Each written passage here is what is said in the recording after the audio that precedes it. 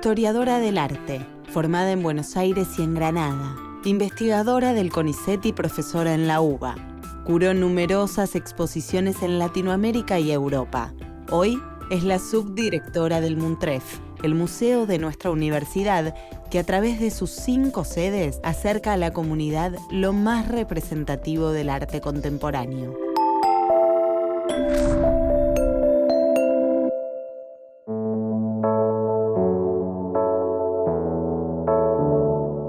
Diana, naciste en los años 60, que es un año de grandes cambios de paradigma a nivel artístico y de muchas reflexiones en el mundo del arte. ¿Cómo fue crecer en esa época y cómo era esa Diana?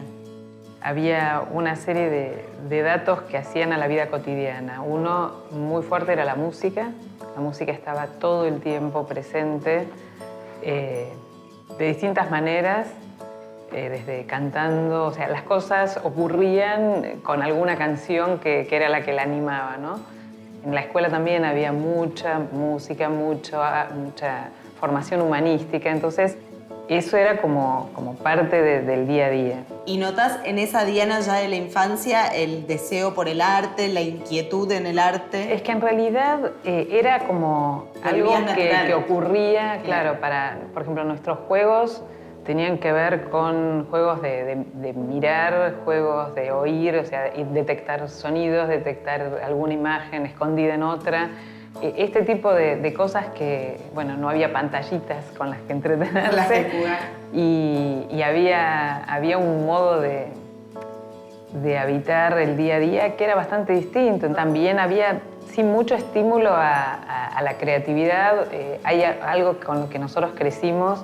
Incluso mi papá nos había hecho un dibujito que era como lo que nos alentaba a seguir bajo cualquier circunstancia, que era no existe lo imposible. Entonces el dibujito era un nene que pateaba el prefijo im y quedaba lo posible.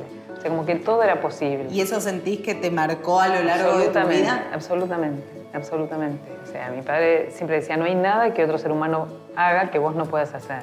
Esto que dicho ahora parece un poco ingenuo, en realidad crecer con esto es un estímulo enorme. Sí, un gran incentivo, digo, para uno hacer lo que quiere. Exacto. Digo, y entiendo que mucho tuvo que ver tu papá entonces en la elección y en la búsqueda profesional. Sin duda. Si bien cuando yo ya fui más grande, por las características que tenía, y bueno, yo empecé, o sea, mi secundario lo hice en buena parte durante la dictadura, entonces realmente eso cambió mucho las cosas porque bueno, no era lo mismo. De golpe pasar a una escuela grande como la que pasé, que era una escuela pública, el Normal 10, que bueno, ahí había toda una decisión de que un poco la incubadora de esta escuela había estado bien, pero ahora había que salir al mundo real. Claro. Y ese mundo real para mí fue un shock, entre otras cosas, porque era una escuela enorme, una escuela solo de mujeres, y a mí eso me parecía rarísimo. Y más criada con un varón. Criado con un varón y además en una escuela totalmente mixta, en todo sentido. Yo entiendo que el deseo de mis padres fue esto, de entrar en el mundo real. Pero una cosa fue en primer año, donde todavía había democracia y donde, bueno, era ir al centro de estudiantes con una militancia que era que sacaran el latín, porque si era importante, ¿por qué no lo teníamos todos? Y si no, porque algunas divisiones teníamos latín y otras no. Esas cosas que, bueno, son estas militancias absurdas, pero que, bueno, era poder ir y... un pensamiento válido también. Era válido, ¿sí? Pero también era poder ir y integrarse uno desde otro lado también, ¿no? ¿Y en qué momento elegiste el arte como expresión para continuar tu vida? Yo en realidad en general, así como ahora demasiadas cosas en simultáneo, siempre mantuve como una simultaneidad de cosas. A pesar de la dictadura había algunos pequeños teatros donde había otras alternativas que uno podía, digo, más como espectador, ¿no? Y luego cuando llegó el momento de decidir, me acuerdo que yo tenía que seguir física. física. Ah, no, que no era la parte. Pero porque creo que lo que evaluaban era la estructura lógica del pensamiento. Entonces, bueno, por ahí de esa Diana del secundario y no de la niñez. No, claro, pero además esa estructura lógica del pensamiento uno la puede usar para distintas cosas, no necesariamente para la física. Y sí, la decisión de la universidad relacionada al arte, ¿la tenías muy clara o fue una búsqueda de un proceso? Entre arte, entre bellas artes y historia. Y en realidad ahí sí pesó bastante consultas que hicieron mis padres y el consejo de hacer historia como más acotado, porque Bellas Artes era como una zona más observada, etc. Y bueno, estudié historia. Lo que pasa es que ya en segundo año, cuando tuve historia del arte, me di cuenta que era historia del arte lo que quería hacer.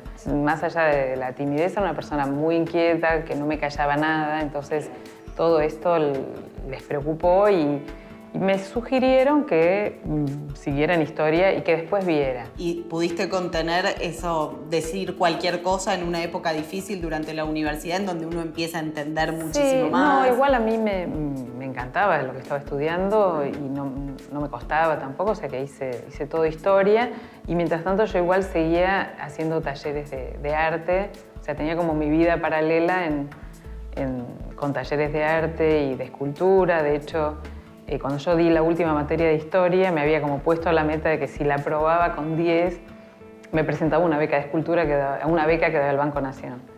Y como saqué 10, fui y entregué todo para la beca esa, quedé preseleccionada y después yo pedía una beca de dibujo, en realidad. Y me dijeron, pero sus dibujos son muy escultóricos, ¿por qué no nos interesa proponerle esto? Bueno, ok, y ahí sí. Igual a los 6 meses me la retiraron por activista, entonces, bueno, fue como una situación un poco rara. Siempre hice todo con mucha pasión. O sea, nunca hice nada a medias. Cuando terminé historia, cuando estaba terminando historia, di el ingreso a Historia del Arte. Pero bueno, ahí empecé, hubo un programa de investigación que empezó en la Universidad de Buenos Aires en el 86-87 y me presenté como para tener una beca de investigación y seguí estudiando. Y cuando estaba por recibirme, me presenté a un programa que había sacado el gobierno español para hacer el doctorado en una serie de universidades. Yo había leído uno de los autores que me había interesado mucho de teoría del arte, que era Ignacio Henares Cuéllar, y que era uno de los profesores del programa de teoría e historiografía del arte del doctorado de Granada. Entonces elegí eso y saqué esa beca. Y ahí me fui a vivir a Granada. El primer año, en realidad, la beca se canceló porque empezó la Guerra del Golfo, la Primera Guerra del Golfo, y se cancelaron los programas. Me tuve que volver a presentar, bueno, lo volví a ganar. La verdad que eso fue como una especie de situación excepcional, porque yo mientras estaba acá, además de la beca de investigación y de terminar de estudiar, daba clases, era profesora de historia. ¿Y cómo notabas la universidad allá en relación a tu experiencia en la universidad pública en Argentina? Eso fue muy, muy interesante, porque siempre, digamos, por lo que es interesante que un estudiante pueda ir a viajar, claro, a probarse en otro lado, es que uno se mide con los otros. Y fue interesantísimo descubrir que lo que para mí eran lecturas ya muy hechas y muy pensadas por la formación que había tenido aquí, para mis compañeros eran novedosas y lecturas que yo sigo creyendo, o sea, nosotros se los damos a los estudiantes aquí y sigo creyendo que son lecturas sin las cuales alguien no puede ser licenciado en Historia del Arte o no puede terminar un máster en curaduría, por ejemplo, como el que tenemos aquí, ¿no? También me llamó mucho la atención que la dinámica de las clases no era como las que nosotros estamos acostumbrados aquí. Yo durante el diálogo, durante la charla del profesor, se me ocurría hacer un comentario y había unas resistencias enormes porque además de que no se admitían comentarios, sino preguntas, todo eso ocurría al final. En realidad yo me arrogué el derecho, la impunidad que me daba el ser extranjera, claro, y reivindiqué ese lugar. Igual incluso fui a defender la tesis con pantalones. Yo ni sabía que no se estilaba, que traje de chaqueta. Yo digo, ¿qué es traje de chaqueta? y tenías que estar con falda y saco. Y yo digo, no tengo saco y no traje falda. Uso pantalones, claro. ¿Y qué artista sentís que te marcó a lo largo de tu vida y que seguís viendo, o por ahí una conjunción de varios quizás, pero digo, que sentís que reconoces en todas esas Dianas, digo, de toda tu vida, que ahí está? No, en realidad no, yo no creo que haya un artista. Lo que creo sí que hay imágenes o sonidos que a uno, o a mí por lo menos, me acompañan y que son los que me rondan. ¿De ahí pensar en imágenes? De ahí pensar en imágenes. ¿Cómo llegó a eso? Pensar con imágenes. En realidad pero eso viene un poco de otro lado. Viene desde el lugar de haber empezado una formación muy ligada a la historia, por lo tanto a los textos. Sí. De haber encontrado en un momento este otro lugar de la historia del arte, pero seguir trabajando con textos. Y de haber hecho una tesis en donde, si bien era una tesis de historia del arte, estaba también muy apoyada en textos, como es la crítica. Y a partir de la crítica, identificar una serie de actores sociales específicos, como eran, porque yo me dediqué inicialmente a las primeras vanguardias, y para mí fue un desafío fascinante poder pensarlos desde el presente, desde ese presente que yo estaba asistiendo, que era la experiencia del migrar. O sea, cuando yo me fui 2 años, es un tipo de migración acotada, una migración académica, elegida, pero es una migración. Yo me tuve que acostumbrar a vivir en Buenos Aires a vivir en una ciudad chiquitita, en donde el autobús tardaba 20 minutos y yo caminando llegaba en 30. O sea. Y así como me tuve que adaptar a todo esto me sirvió para pensar la experiencia de todos esos artistas modernos, particularmente latinoamericanos, que iban a hacer su experiencia en París. Y creo que ese lugar de extrañamiento que yo misma experimenté, pensándolo en clave histórica, me permitió ensayar algunas hipótesis originales que creo que arrojaron luz sobre los lugares de los otros en esta escena moderna y a la vez no solo me parece que permitió pensar el lugar de lo latinoamericano, sino también arrojar luz sobre estos lugares del centro y pensar una foto del arte moderno donde no están solo Picasso y Braque, sino que en esa foto hay todos esos que estaban en el fuera de foco del gran relato empezaron a tener una imagen. Y en esa foto, la mujer dentro del mundo del arte, ¿cómo sentís que fue evolucionando y cómo sentís que tiene hoy, cómo es su rol? Una artista sobre la que trabajé mucho y que realmente fue una pieza clave en esto de reconstruir una secuencia histórica y ciertos itinerarios, fue Raquel Forner, que es una artista argentina que además de su potencia de imagen, de su compromiso con el lugar del artista como un militante desde su propia práctica con ciertas causas sociales y políticas de la humanidad y la puso en juego en su obra, había algo muy interesante en ella que era esto de que ella no quería ser incluida entre las artistas mujeres. Yo soy una pintora.